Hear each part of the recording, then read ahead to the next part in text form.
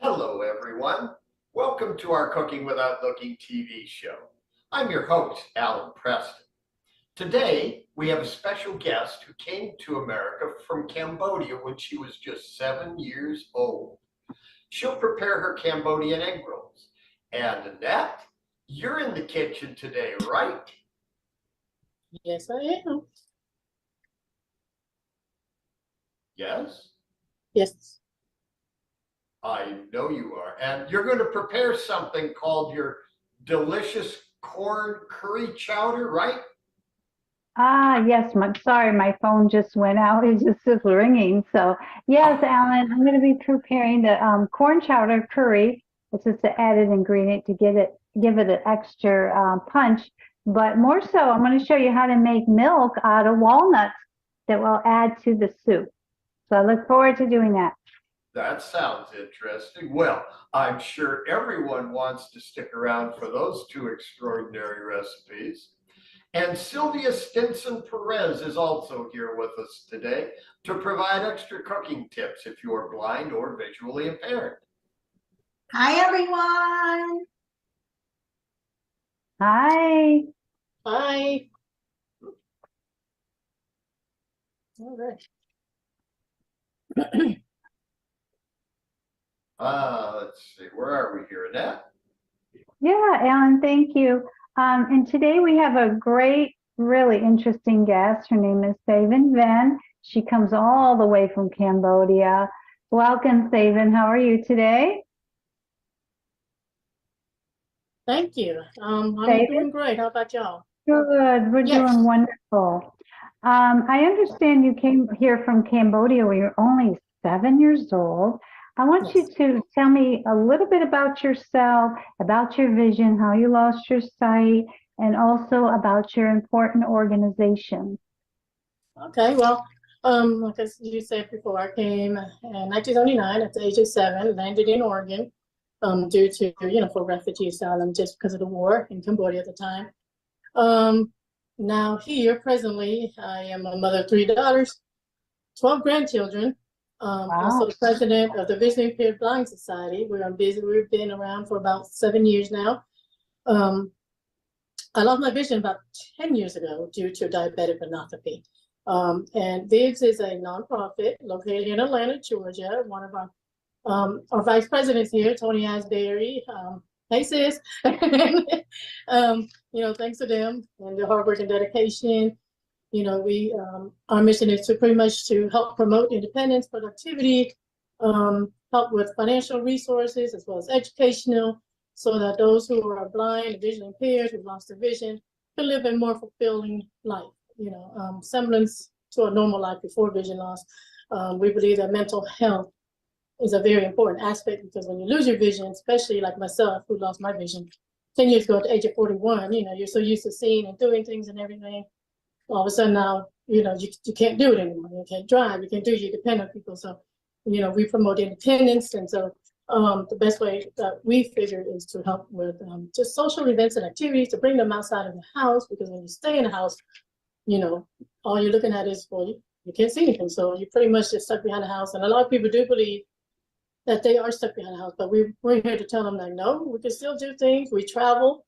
We have big fundraising events. We do social events like parties and things like that. Just get together to bring them outside the house. So that way it helps with the mental aspect of their well-being, as well as, the physical, because you want to get out and do things and, just be a part of the community. And that's what we strive to do. Wow, it sounds like a lot of fun. Yeah, for sure, because it would be scary to travel when you're visually impaired or blind, but when you have all the support around you, I mean, the sky's the limit, and that's so important. And it's such a good organization that you started. Did you tell us a little bit about your blindness? How did that happen? Yes, diabetes, diabetic retinopathy. And, slowly, my right eye first happened to my right eye, where I lost my retina's detached. So they couldn't save that one. So they tried to save my left eye. I had about total of 3 surgeries, and then that's where I am now. I'm totally blind after the 3rd surgery, and I went in for the 4th surgery, and still they couldn't figure out why I'm blind. my retinas are actually still attached, so they don't understand why I'm not seeing anything. Wow. Yeah, that it would be unusual. Maybe you'll get a miracle, you know? We believe in You never miracles. know, you can only pray, right? Oh, well, how's your diabetes doing? Do you have that under control? Yes, it's under control, and I just had actually I was also on dialysis for about 6.5 years, and I was blessed to get my kidney transplant about 4 years ago. So it's hard with having the kidney transplant with the medication and everything else. Your sugar spikes and things like that because of the medication and things like that. So it's a battle. It's still a battle to keep the Right. sugar under control. Right. You have a really good attitude about it, Zaven. I'm Thank you. so happy to have you here. I'm so excited because you're going to do your Cambodian egg rolls, right? Yes. You want to Yes. tell us why that's I one of think we your call it favorite spring rolls. Oh, they're spring rolls then, right? Spring rolls? Spring rolls, yeah. It's just a difference between the shells, really. Fantastic. Well, how did you come about choosing this recipe? Is it one of your favorites? Yeah, it's one of my favorites and one of my popular ones. So Yeah, it's popular, so it becomes your favorite, right? So let's go ahead and get started on that recipe today. Look forward to it. All right. You could please describe, I lost the picture totally on my phone, but I'm listening carefully as most of our audience is listening because they're blind or visually impaired. Not everybody, but most of our people watching are blind or visually impaired. So I'm going to be just descriptive just because I said that. Very good. Yeah, I appreciate that to do a descriptive. So I had just finished prepping, cutting up the little cabbage and the carrots and the chopped up onions, and you can see the little shredded cabbage here. I'm not sure you can see it right here. And I threw it all in a bowl. Then I'm going to add these vermicelli. These are the mushrooms that I had soaked and it's ready to go. So I'm throwing that into the bowl along with the cabbage, onion. And I'm using ground chicken today, a pound, because I'm only making 25 egg rolls. You can do 2, but you'll just have thicker egg rolls or spring rolls as you want it. These are the vermicelli noodles. I soaked. They're nice and soft now. And I did cut them so it won't be long and too stringy. So I'm throwing all that in there. Now I got my sauce, the marinade that actually seasons the filling. So basically, I put 2 teaspoons of fish sauce, tablespoon of salt, like maybe a teaspoon of sugar. Everything is based on your taste. I do everything by ear, so I'm just kind of like getting to where people can kind of just estimate, but everything is based upon your preference and your taste. You like a little salt. I agree. That's a good point. Exactly. It's an art and it's a thing. Sure. Yeah. So add less or more depending on your taste.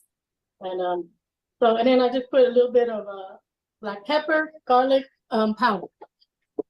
So then I'm just gonna take my hands here and marinate it really well. If you want all the seasonings, just go for it. Dig in. Like meatloaf, pretty much. You have to marinate meatloaf and some of that. So basically that. And you do it till you feel like everything is saturated in the marinade. And then Sabine, this is Sylvia. I have a quick question. Well, one question is, is the vermicelli pre-cooked, or you said you soaked it? And then my other question is, what proportion of veggies to meat to the vermicelli pasta do you use? Is it like a third, or what is it? So basically, I would say, so I use 1 pound. So I do about 3, because the vermicelli noodles come in little rolls. It comes in a packet. I use about 3 of those rolls, more if I'm making more, but since I'm only making 25, I use 3. And you soak it in warm water until it gets soft. Then you just cut it up. The black mushrooms that I showed you guys, it comes in a bag pre-made. So I would say about 1 small bag of it. I use a big one, like I said, if I make more. So it just depends. And it comes in big bags and small bags. If you just make it 25, and like I said, depending on your taste, how much you want in there and stuff. But I would say, about a third. You're pretty much on target, a third. And then cabbage, if I'm using a whole head of cabbage, I use half of the cabbage. And then like maybe two large carrots shredded, and you could use the cheese grater and use the big, the big ones, so the big grater. So it won't be so tiny. And this is a tip of mine. If you're not good with knives, the best thing to do is because you have to cut these, you have to cut your cabbage really thin. And your onions, you have to chop it up, and your carrots as well. But sometimes when I'm in a hurry and I don't really want to spend time, cutting out cabbage and carrots and stuff like that, the shortcut is if you go to the store and buy you the coleslaw mix, that one that has carrots already in it, you just get a couple bags of that for 25, or if you're making 25. You add more if you're making more, but that's the shortcut for the cabbage and the carrots. The onions, I think the onions, they do have some that's already cut up for you, but I like to use fresh one because for me, when you cut up, the onions already, you buy it, it kind of gets soggy, and I don't like it. So I cut my onions myself, but that's a shortcut tip if you don't want to sit there and cut your cabbage and, do all the extra. So just buy you a couple bags of that coleslaw mix already with carrots in it, and you can use the one that has purple cabbage mixed in with the white cabbage, or you just want to use the regular one, that's fine. So I got it all mixed in. I'm about to roll you a couple, and then I'm going to put it in the grease that's been preheating, and you have to make sure this grease is hot, just like when you fry chicken, to get that nice crispy, sizzling, and it cooks it Do you use faster. a thermometer, Saban? Do you have a thermometer, a talking thermometer to let you know the temperature that you need? I don't use a thermometer. So, I don't use How a do you thermometer. know it's hot enough? Sometimes I feel like I put my hand over the pot to make sure it's, you can feel the heat. But sometimes what I do is I take the egg roll and I stick it into the, the grease. And if you hear sizzling, it's done. Good point. I mean, that the heat is nice and hot. Right. Yeah. Good tip. Right. Yeah, and then also, guys, the tip to cooking the egg rolls is, depending how thick your egg rolls are or spring rolls, it usually take about 5 to 8, depending on, like I said, how hot your grease is, how big your egg rolls are, and how golden brown you want the shells to be, right? All that plays into the factor of how long you cook it. So the longer you cook it, the more golden brown it is. The secret to knowing when the egg rolls are cooked, when you first put it in the heat, it will sink into the grease. The egg rolls will sink. So it'll go down to the bottom. But as soon as it gets done, it'll start to float up. Right? So then you just leave it in there, depending on how long you want your egg rolls. I mean, how brown or golden you want your egg rolls to be. Right? But as soon as it starts. That tip. I love that. Yeah, as soon as it starts floating, how do you tell that they're floating since you can't see? And like, I can't see anything to know, like I couldn't see if something was floating. How do you tell that? So when you put it in, it'll sink, right? You know that it's sinking down, but give it about 4 or 5 minutes after you do it. When you think that it's about ready, you go there, you can take your tongs or your fork, you'll start feeling it's floating. It's not touching the bottom anymore. Right. And what temperature are you? Is this on high, medium, low? Yeah, what? so I preheat it on medium heat for a good, 10 minutes, right? To get that nice hot grease going. Yeah. Or you can put it on high. What I do is I put it on high as well. And that way it heats it up faster, but then I turn it down to like a number 6, the medium, because I use a gas stove. Yeah. Yeah, and I leave it on medium while I'm frying, because right now the grease is like super hot, right? And I just want to show everybody the egg roll shells that I use is this right here. Everybody see it? No, what you have to say what it is, Sabine. So it's the egg roll shell. It's square. The brand is White Chin. You can get this at Asian farmers market, Asian in a frozen department, right? So it's square. What I'm gonna do, I already opened it. I have to peel these shells, so you have to put the sticks together in a 25 pack. So I'm about to peel one and then roll. So this is the shell, it's square. So you're gonna put it on your plate, and each point, because it's a square, you have to go, you put it to where like one point is facing north, So it's gonna be north, east, south, and west, right? So each point, just like you're looking at the thingy there. So each point is like one point going north, one south. And so what you're gonna do is you're gonna take, I had a spoon, I don't know what I did. So I'm gonna do like a spoonful of the filling. Take your spoon and just dig up a spoonful of that filling. Not too much, just enough. Just like a spoonful, like I said. And then what you're gonna do is you're gonna put it right where the bottom tip is, like that's one that's towards you. And just kind of like, you know, put it right there to the tip, and then you take the pointed tip and then you hold it over your meat, your filling, and you just start rolling it. So it's like a diagonal. You have it like a diagonal. Yes, more Okay. like a diamond, almost like where the points Yep. are all facing. Right. Yes.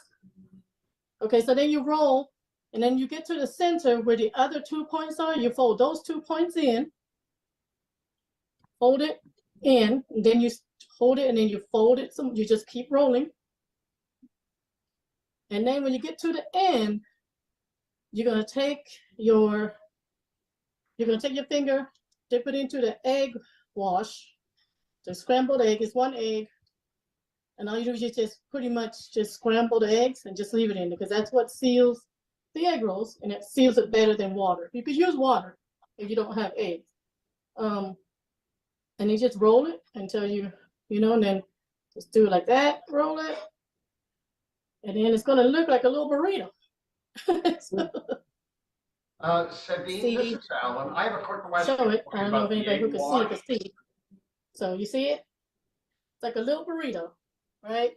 So I'm fix this one, since I rolled this one, I'm put it in the grease. You hear it sizzling? That's how you know it's ready to go.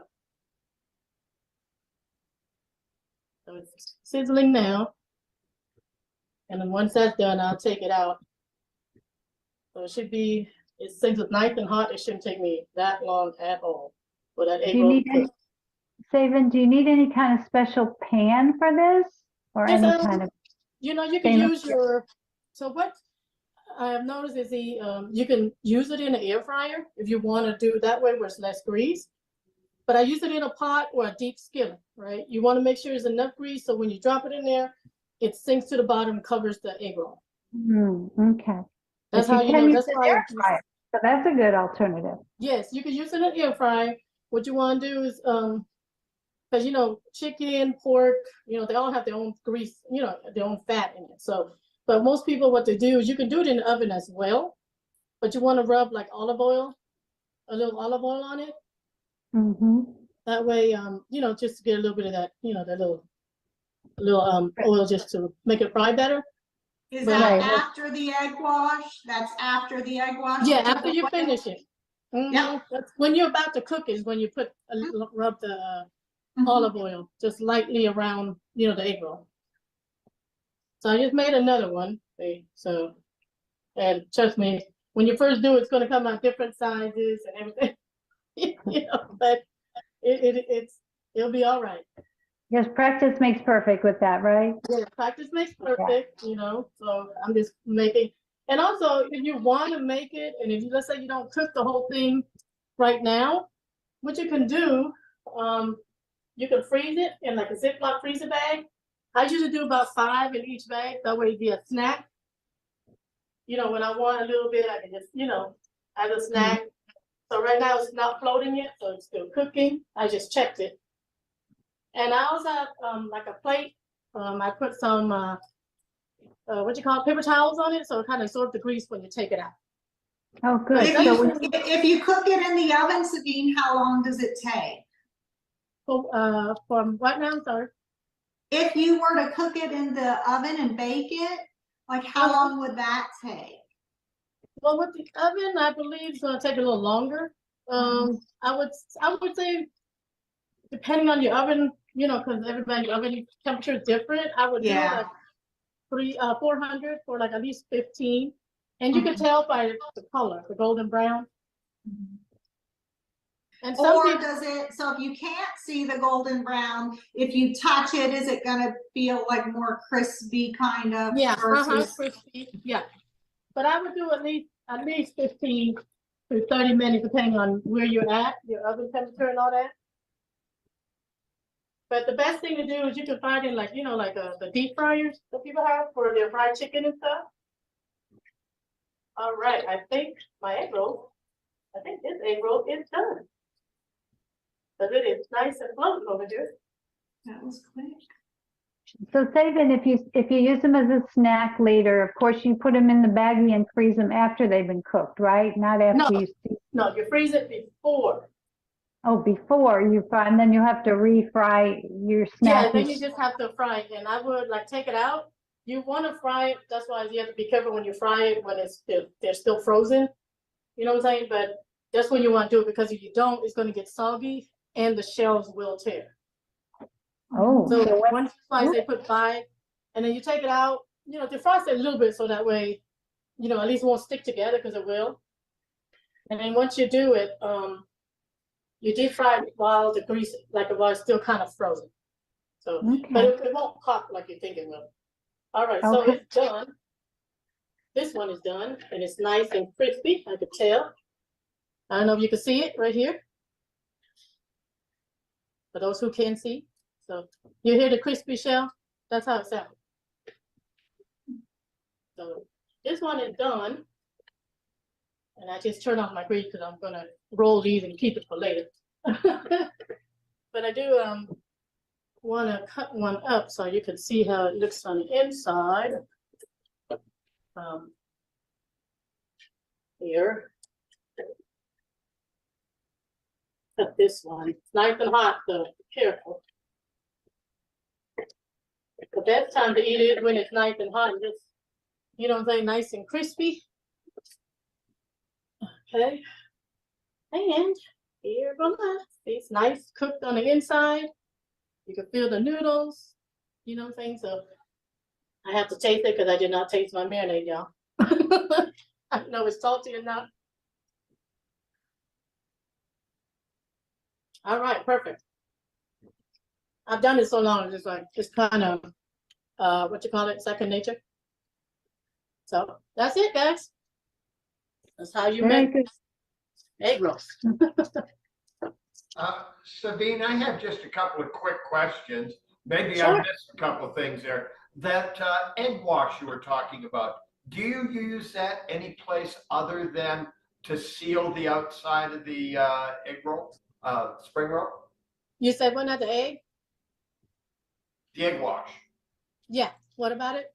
Do you use that any place other than to seal the end of the egg roll? No, that's it. That's the only purpose that it has. Okay, and that's simply just an egg and you beat it all up with the yolk and the white together? Yeah. Just one egg. Okay, Just my throw it in second there. question, because I may have missed something here. You pre-cook the chicken before you put it in the egg roll? No, I don't. You can. You can marinate. Like once you marinate it, if you want to pre-cook it, just stir. Like what I do, if I pre-cook it, I throw in my protein, then throw all the vegetables, and then use the seasoning. And then that way you can cook it. You can taste to see if you need to add more seasoning. That's the best way to do it if you're not, But like the amount if of you're time, starting out. okay. Yeah. If The you're amount starting of out, you time might that want it to. takes, okay, the amount of time it takes to cook in the oil is enough time to thoroughly cook the chicken, right? Yes. Okay, okay. Yep. Like I said, it's that. You see how That sounds- fast that one took? It only took like a few minutes, right? Because it's Yeah. the grease is really hot. I don't see well enough to see, but I'm guessing that spring rolls are approximately 1.25 inches, maybe 1.5 inches in diameter. Not that big at all. Like I said, you can make it big or small depending. Some people make it like this, like little baby ones that are like the size, the length of your pinky, and about the same size. This one is more like if you, like you said, about 1 inch in diameter Yep. and about 3 inches long. I'm going to guess the smaller the diameter, the faster they cook and the quicker Yes. they rise to the top, right? Yep. That's true. That is so true. I had a question at the very beginning and I missed it. Tell me again the difference between a spring roll and an egg roll. Okay, so spring rolls, you get these thin shells like I'm using now, and when you fry it up, it gets crispy. Okay. And the egg rolls are more the chewier ones that you get from like when you go through like the Chinese restaurant. Ah, Mhm. okay. Spring rolls are crispier. Thank you. I will make sure I order spring rolls next time. I like them crispy. Yes, I do Sounds too. delicious. Thank you, thank you. Yes, so it is delicious, y'all. So try it out. Let me know what y'all think. And like I said, seasonings are based upon your preference, so add more or less to your liking. Thank you, Saban. That was a beautiful presentation, very clear, articulate, and very excited. I mean, you're very excited about this recipe. Thank you so much for sharing it. Anything You're else? Anybody want to add? Thank you, thank you. Hmm? I think that's it for me. Thanks again. I hope You're you'll come back. welcome. Thank you so much. Yes, thank you very much, Sabine. Well, Annette, now it's your turn. And it sounds Yes. like you have a real fall treat for us. Well, first of all, can you see my baby here that I'm holding, baby Gracie? Well, I This can't, is- but I believe our sighted audience can. Yeah, it's black and white. I shouldn't say puppy. I'm just sharing her with you because she's on her last leg. She's Oh. 16. Yeah, and she'll be the last time she's joining us. She's not a guide dog, but she gives you so much love. And she had an epileptic episode last night. And we're having a lot of things going on in this house lately. The new grandbaby, my 2 dogs are sick. So I'm going to say goodbye to her and I'll start cooking for you. Hold on. Okay. And All a right. new granddaughter too. Yeah, she's upstairs now with my sister. Thankfully, my sister came by to watch her. I think she's starting to heave a little bit. She's been very cranky. And also, I have to admit, the recipe that I'm making for you, I made for her mom for lunch yesterday. And I think I added a little too much curry. As Saban was saying, you have to put the spices in according to your taste. And I learned a big lesson just not to put too much for my taste. But I think it affected my daughter-in-law's breast milk. So we had a little issue with that, but I think she's feeling better now. But I'm excited to tell you about my recipe. It is a corn chowder. It's a curry corn chowder, and it's so easy to make, and it's so comforting and delicious. But first of all, to put in that recipe, I'm going to make some plant milk. How many times have you gone to your fridge and maybe you've been out of milk, regular traditional milk, or you don't have any almond milk, or you don't have any coconut milk, and you have some almonds in your fridge, or you have some walnuts in your fridge? You can actually make a milk out of it. I'm going to show you how to do that first, and then I'll proceed to the recipe. This is just a container that I have that fits a cheesecloth. I don't know if anybody's ever used a cheesecloth. It's just a very sheer mesh that I put around this container to grab the walnuts after I grind them. But this has to fit nicely. Usually I don't even have to use a container. You could just hold it up. Now it's not fitting.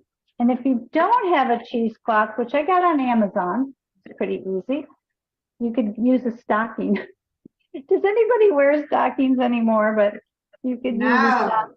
No, not really, right? Wash it first. Yeah, really. Or you robbed a bank before, I don't know. So what I have here is a cup of walnuts, and these have been soaking overnight. And the reason you soak your nuts, I don't want to make a joke here, but you have to soak your nuts so the protein in the nuts is more digestible to your body. It's better. You don't have to, but I like to do it. They're cleaner and they're ready to go. So what I'm doing is I'm putting a cup of walnuts into the Vitamix. For every cup you want to add, every cup of nuts, you're going to add approximately 2 to 3 cups of water. So I'm pouring in 1. You have a 1 cup container that's full, or 1 cup when it's level full? What do you I just mean? asked you a question because that's how I do it. I know exactly. Oh, you mean to put the 1 cup of water? Right, I got a 1 cup and I got a 2 cup. And when it's level full and goes over the top, I know it's exactly right. Oh, okay, yeah, or you could, yeah, put your finger there and feel it. You do that I too. can luckily, this is a perfect 1 cup. I don't like those measuring cups that have 2 cups and all these fancy things. This is strictly 1 cup, and I could actually see with this one. And I'm going to put about 2 3/4. I like my milk a little bit more, a little thicker. And then you can add to this. It's totally optional. You can add a dash of salt, because you know when you buy milks in the store, the plant milks, they do have salt in them. But I don't put salt, I don't put a sweetener, I don't put anything, but you could do whatever you want. One time I put some dates in there that I had soaked in hot water to make them soft. And then I put about 4 dates in the walnut milk, so it became a little sweet. So if you excuse me for a moment, I have to go over to the side and run this because we have all our electronics in the closet, like a garage for electronics. So they're hidden. So I'll be right back, Alan. So fill in the space for I me. will do my very best. You know, that really sounds great. I wonder if you couldn't put a little bit of fruit or something in there. I kind of like cherries and blueberries. And Okay. you couldn't put that in there too. You could put whatever you want in there. Hold on, I'm going to turn on the Vitamix. Might be a little noisy, so I apologize. All right. Do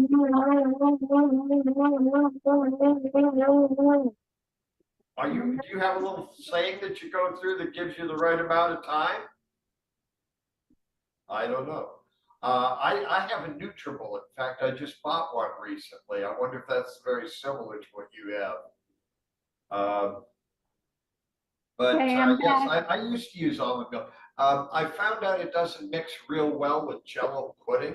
And I went back to using regular cow's milk. Oh, okay. Yeah. I won't hold it against you. I won't hold it against you, Alan. Thank you. I kind of like Jello pudding, especially the chocolate stuff and the butterscotch too. Milk works great for that.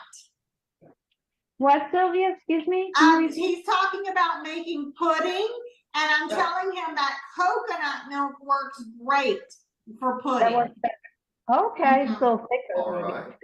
Okay, so I mixed this for about less than a minute. I don't know whoever can see, it's very white right now. And I have my container with my cheesecloth in it. And I'm going to pour the walnut mixture, it's all liquidy, through a cheesecloth to avoid any grittiness from the walnuts.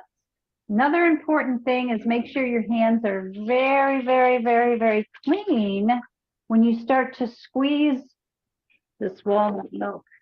It's kind of like milking a cow. I have never milked a cow, but I assume that's what it feels like. Now, I don't have a proper container today to pour it in, so I want to do it over a larger surface. So I took a bowl. I'm going to remove the cheesecloth, and I'm going to squeeze the mixture. You're going to squeeze it to go through the cheesecloth into the bowl. Hope you guys can see. It's kind of fun. This is a great thing to do with kids, with children. I can't wait till my granddaughter gets bigger and we could play in the kitchen. But I'm squeezing it. You could probably hear it dripping into the bowl. Make sure I get all that liquid out. And this is what we're going to use in our recipe to thicken. And within a couple days, if you leave it in a jar, let's say, it's going to thicken up. So it's okay to add like 3 cups of water to 1 cup of walnuts. Okay, and I still have some more in the container. So I'm going to pour the rest of the mixture into a cheesecloth again. And I'm going to squeeze it again. I bet you wish you could do this. It's so much fun. I want to milk a cow now. Well, back on the farm in Minnesota, I milked many cows. Even though we had Really? chickens, our neighbors had cows. When the electric went on, you had to do it by hand. I went and helped. You did that a lot then. You have experience. Too much. Too much? Okay. Well, I won't invite you over. There's a question in the chat. Sure. About replacing milk with coconut milk. And I regularly use coconut milk, and I know Alan just mentioned almond milk. The thing is, they are not as thick. And so, Annette, can you talk about maybe how you can, when you're making a recipe that normally calls for, you know, cow's milk, how you can ensure that it's thick enough, or what do you do to, you know, to make it work? Well, you know, I haven't really worried about it. It always seems to work. It seems to work great. Any of the milks that you make with nuts fresh, like I'm doing now, they always thicken up after a day or so. So you just kind of test it with your recipe, because I didn't put that much last time I made the corn chowder. And then, but the next day, the soup was very thick. So I added some more. So you kind of have to judge it by stirring it. If you can't see, I stir it with a spoon. I could tell by putting the spoon in the pan that it's thick. And then I just add more. I don't have an exact formula for how that will be done, but you just kind of judge it according to personal preference. But I don't know if that's helpful. But anyway, I have a funnel here, and I put it in this jar, and I'm going to pour the walnut milk. Now that it has been strained and it's so nice and pure, and it's even nice and white. Whoever can see that, it's white. And you don't need a big container. I don't make a lot at once. This makes about 4 to 5 servings of 8 ounces. So it's not too bad. So here we have our milk ready to go for our recipe. Who's excited for our corn chowder? You have to like corn, and you have to like curry for this. All right, so I'm going to get started over here with the corn chowder. It's so quick and so easy. First, what we're going to do is put about, I'd say about 3 heaping tablespoons of onions in a pan. I don't use that big a pan because this is a serving for just 2 people. You've already pre-chopped those onions, right? I did pre-chop, but I didn't have to be perfect on. I'm glad you asked that question, because what I'm going to do is saute these a little until they're translucent. And then I'm going to put it in my little magic bullet and kind of liquefy it as well to go into the recipe. I'll explain in a minute, because we're going to keep some liquid corn. We're going to liquefy a little bit of corn, and then we're also going to add full kernels. So I'm going to turn my burner on. This isn't the easiest stove to know, but it's not bad because I've learned where the high and low, and you know, they make the burners, they have 2 levels. They have a smaller level. It was difficult at first. But knowing anyway, your kitchen is important. yeah, exactly. Knowing your kitchen. To saute these, you can use olive oil or avocado oil. What I do is I put a little bit of avocado oil, because avocado oil has a high heat resistance. It doesn't destroy the molecules. It's good for you. Put a little bit of that, but if you're someone that doesn't, it's probably about a tablespoon. If you're someone that doesn't like to use oil, I know there's people out there that are sugar-free, oil-free, and salt-free. That's not me. I use a little bit. So I put a little bit of oil and I saute it, but if you feel like it's not enough, add a little bit of the plant milk in here, or water. You can add a little bit of water. Hold on, I messed up. I want to clean up this spot here. I like to clean as I go because it makes it so much easier. It's important to clean as you go and put things away as you go, right, Annette? Because then you don't get confused or have a mess. Yeah. Exactly. Well, I'm always confused. I'm blonde. What do you want? Okay. So this mixture is onion and garlic, and then I add a big mixing spoonful, 2 big mixing spoonsful of corn. I don't really measure it out. You could add more, you could add less. I'm just softening this up a little before we add it to the magic bullet. It's gonna saute for about, 5 minutes or so. Is that frozen corn, Annette? Okay, that's another good point. Thank you for reminding me.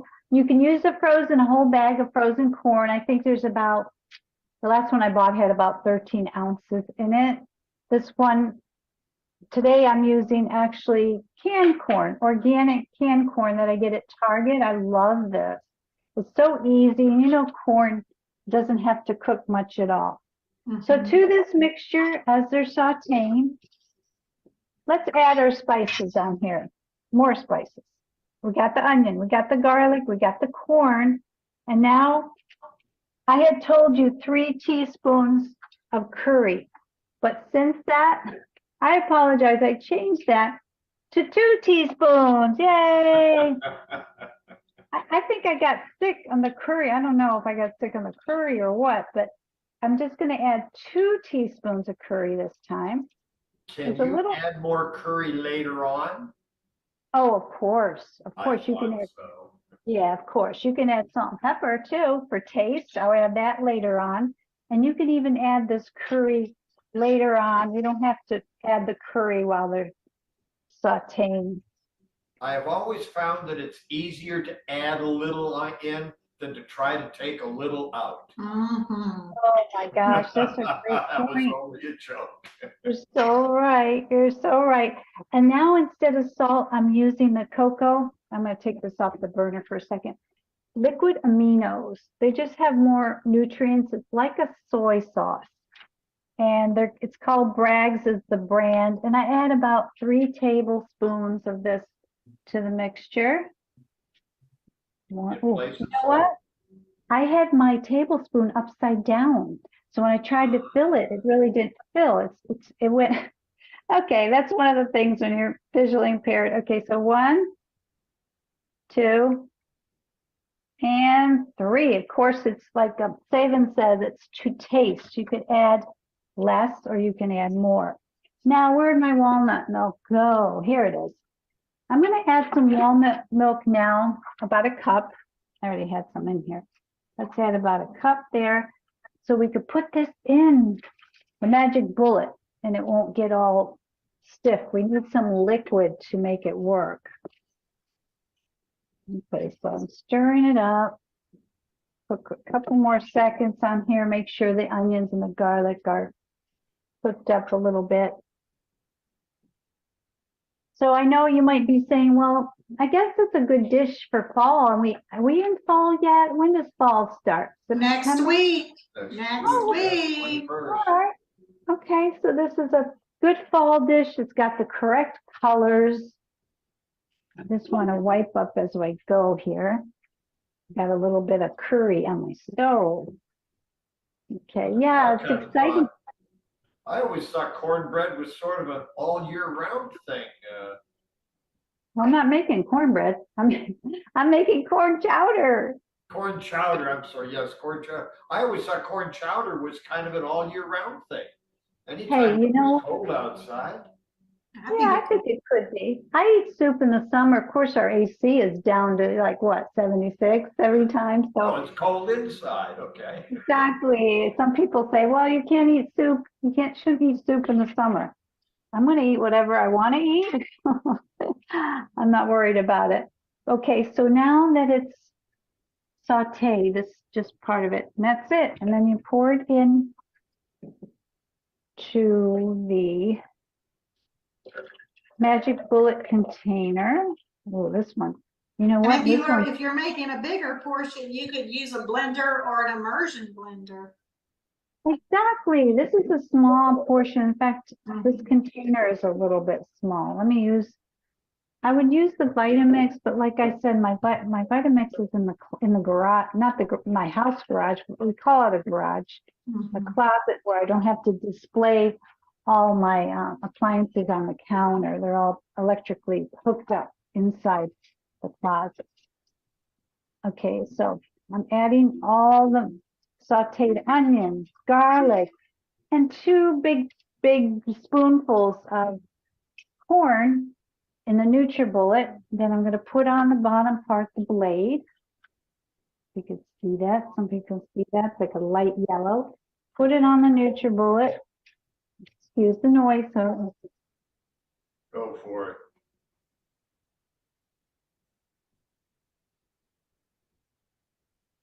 Yeah.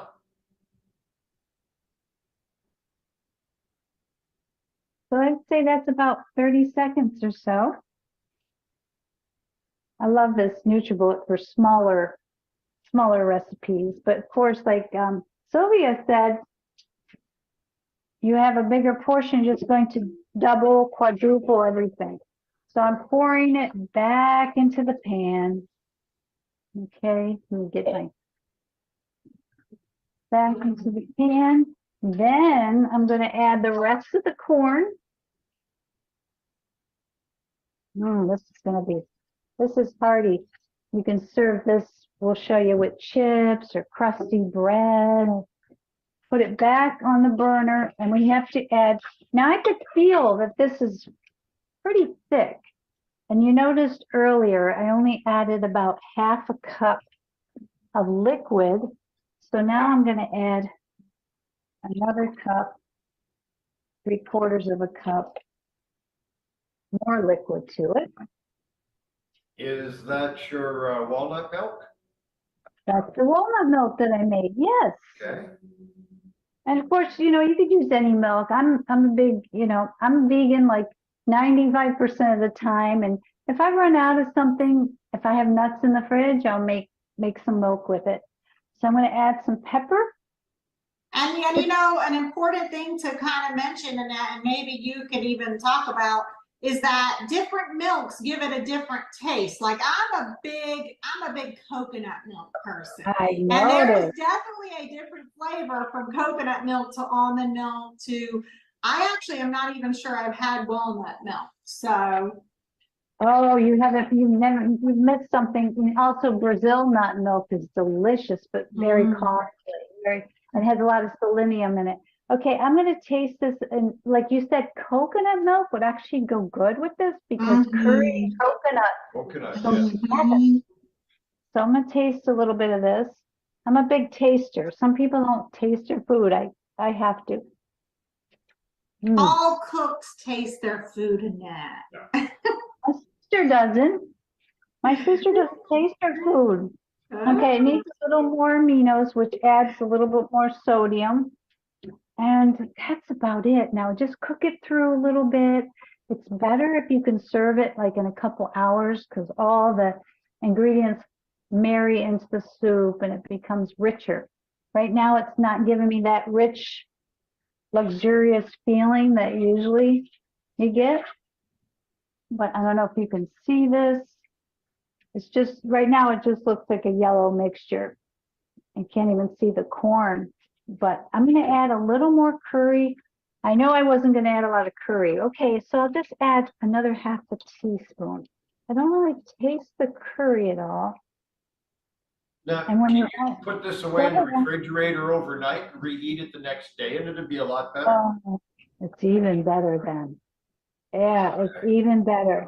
You know, I don't know, Sylvia might have an opinion on this. I always wondered, is it okay to put warm food or even hot food in the fridge? The only thing I read that said not to is it causes a higher electric bill because your fridge tries to cool things down, but it doesn't affect the food. What do you think, Sylvia? Oh, I'm glad you mentioned that because I'm glad you read that somewhere because I always sit mine and let it cool down a bit because I just thought, I guess we always learned that you should let it cool, and I'm glad to hear you say you don't necessarily have to let it. Yeah, I mean, I read that just one place. I haven't done a lot of research. Okay, I have no idea either. My habit is to let it cool. Yeah, me too. Because not cool, but just lose the massive heat. I would think it's a lot better to let it cool down at least to close to room temperature. Most foods can be left out for what, at least 30 minutes, 45 minutes before there's any problem? Yeah, well, especially a hot soup, you can leave it out longer. But if you have a salad or something to that effect. Well, that's different. So I have another question too. You said you keep your nuts in the refrigerator? Well, my whole family's in the refrigerator. Get it? You get it? No, just kidding. Just kidding. I like to. In Florida, because of the heat and everything, I keep as much as I can fit in my refrigerator. But I haven't read about that. But I'm adding to my soup is some parsley for decoration. You just sprinkle a little bit of that on there for color.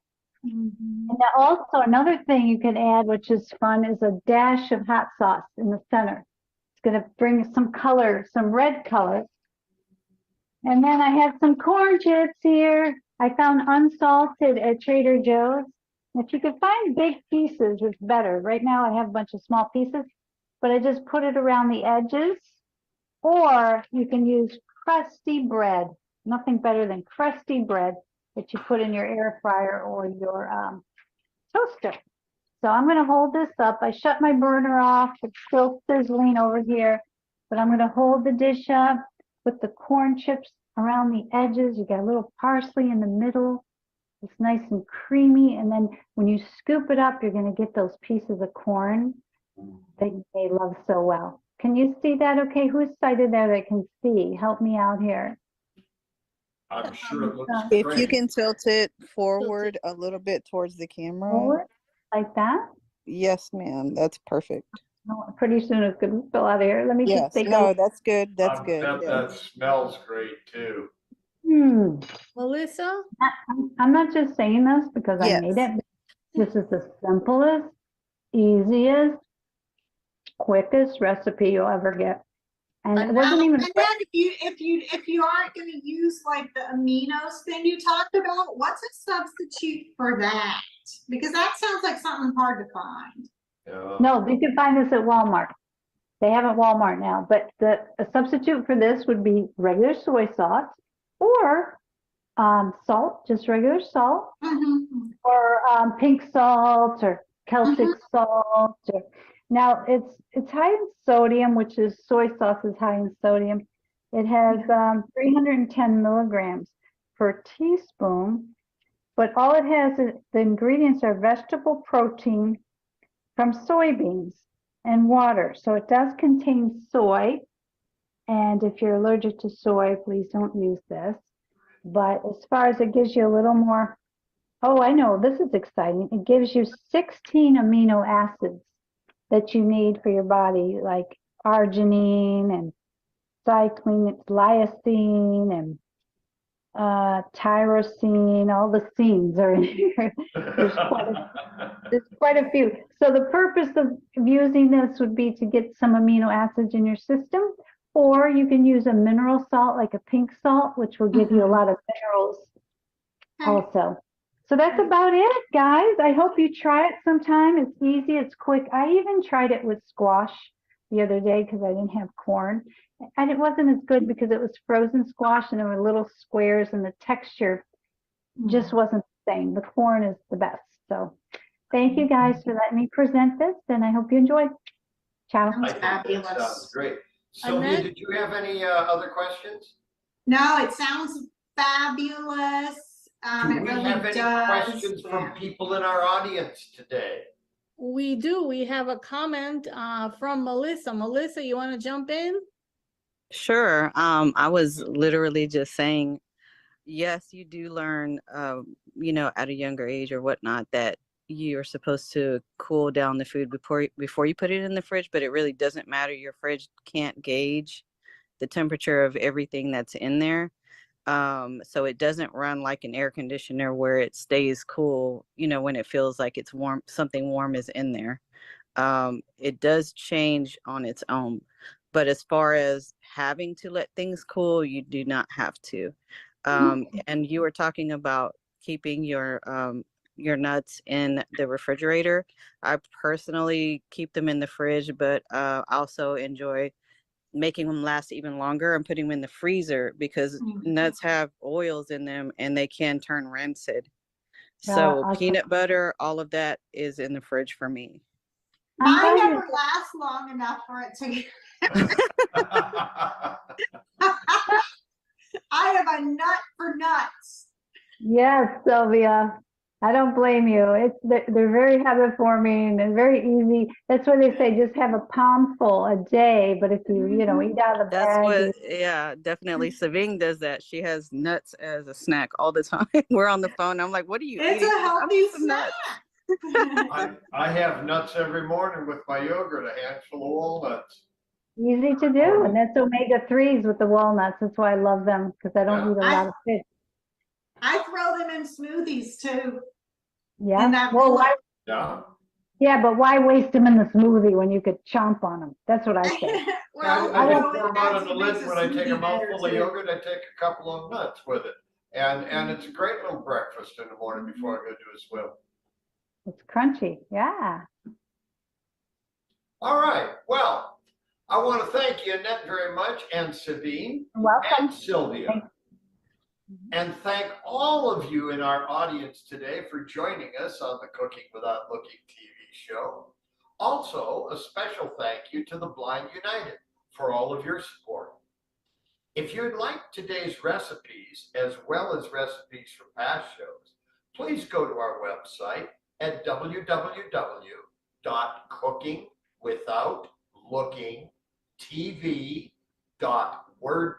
www.cookingwithoutlookingtv.wordpress.com. Yeah. Thanks, Alan, for being so articulate with that. Also, go to our YouTube channel. If you want to re-see this show, see Savine's recipe or my recipe, go to your YouTube channel, Cooking Without Looking, and you can see a lot of our different shows right on there. Thank you. And if you teach people who are blind or partially sighted, please feel free to use our show for your students. There's no charge for using them. And many teachers around the country, as well as nearly 70 other countries around the world, now use our Cooking Without Looking TV show to teach their students. Yes, and another good way to teach is through podcasts. And we have wonderful podcasts that Renee Rentmeester, the creator and producer of the show, does. And it's awesome. There's dozens and dozens.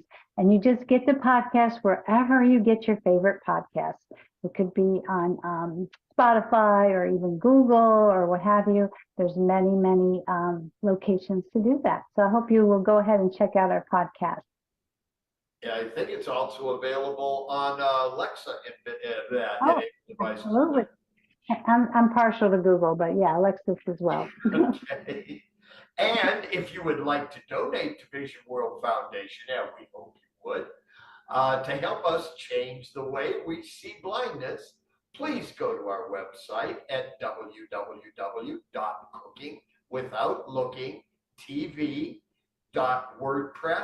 www.cookingwithoutlookingtv.wordpress.com and click on the link at the top of the page. Or for more information, please call area code